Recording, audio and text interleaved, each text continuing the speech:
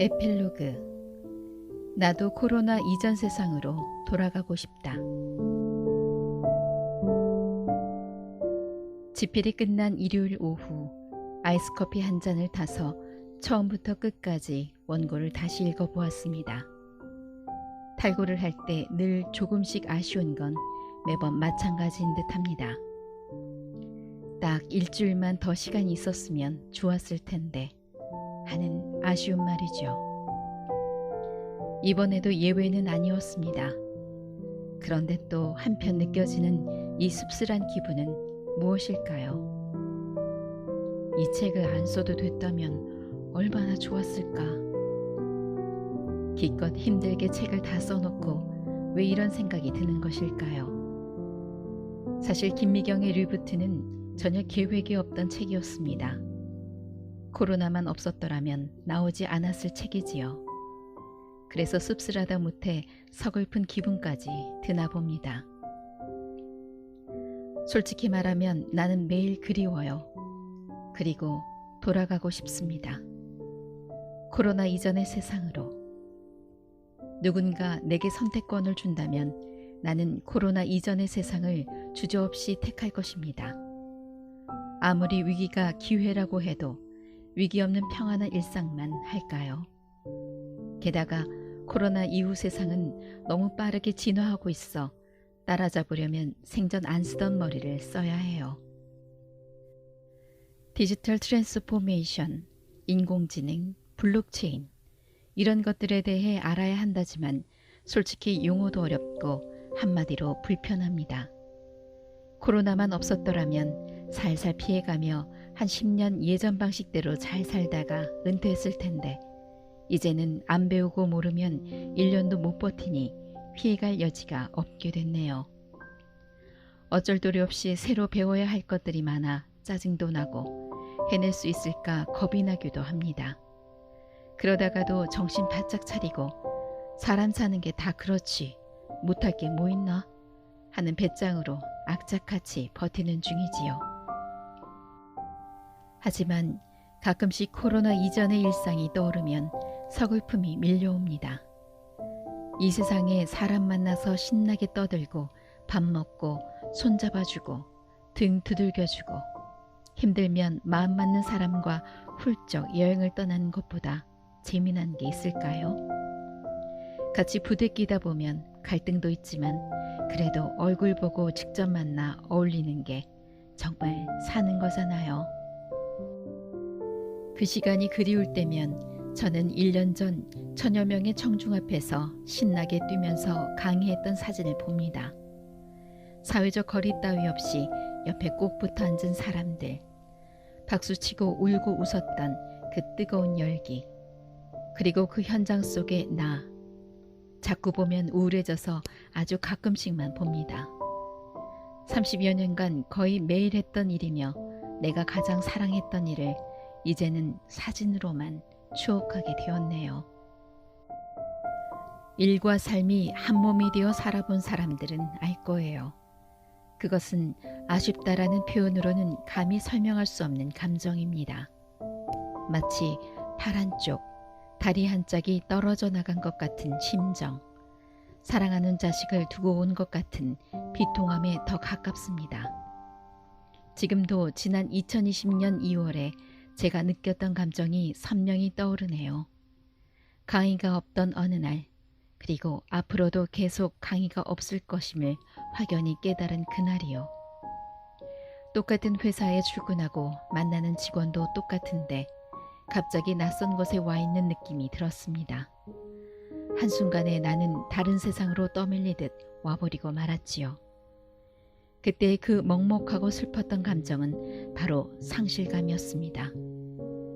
내가 가장 사랑하는 것을 한순간에 빼앗겨버린 것 같은 억울함, 그 깊은 슬픔, 그리고 동시에 나를 무너뜨리는 수많은 감정이 찾아왔습니다.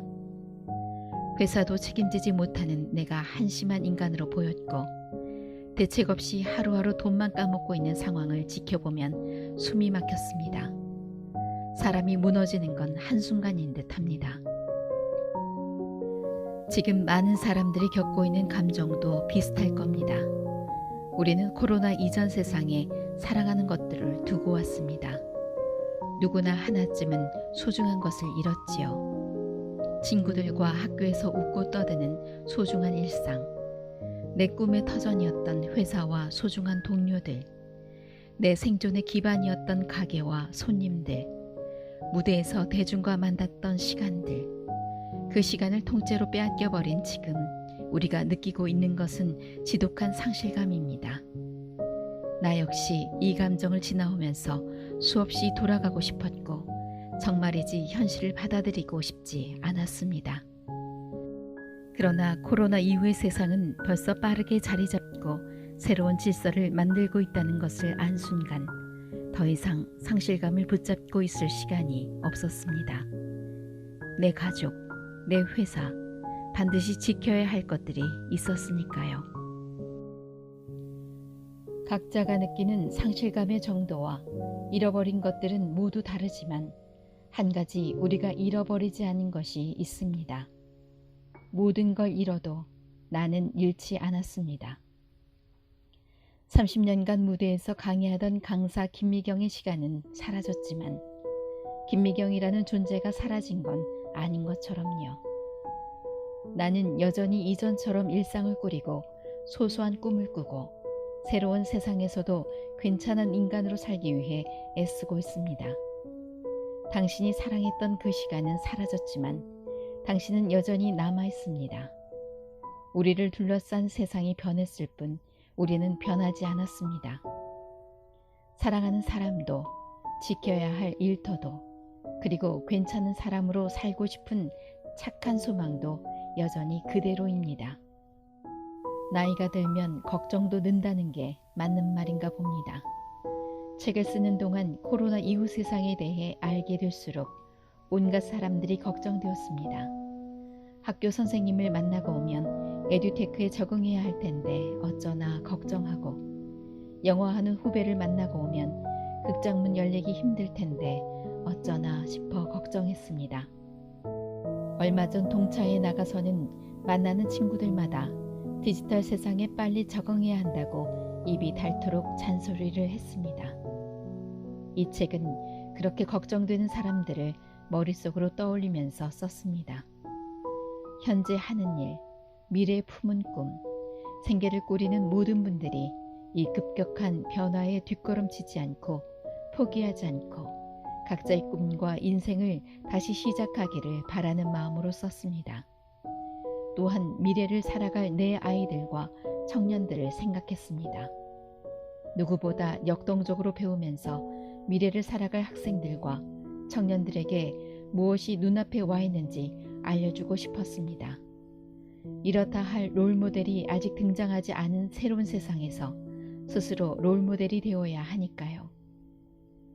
이제 다시 일어설 시간입니다. 각자의 상실감에서, 서로의 두려움에서 우리가 멈춰선 그곳에서 용기를 내어 출발해야 합니다. 코로나 이후라는 달라진 세상에서도 우리 각자의 꿈과 삶은 또 다시 계속되어야 합니다. 김미경의 리부트가 당신의 리부트가 되길 진심으로 바랍니다. 얼마 전 인스타그램에 짧은 글을 올렸습니다. 힘들죠? 우리는 혼자가 아닙니다. 해낼 수 있어요. 걱정 말아요. 그런데 댓글을 읽어내려가면서 제가 더 울컥했습니다. 다들 뭔가 모를 불안감과 상실감에 웅크리고 있었던가 봅니다.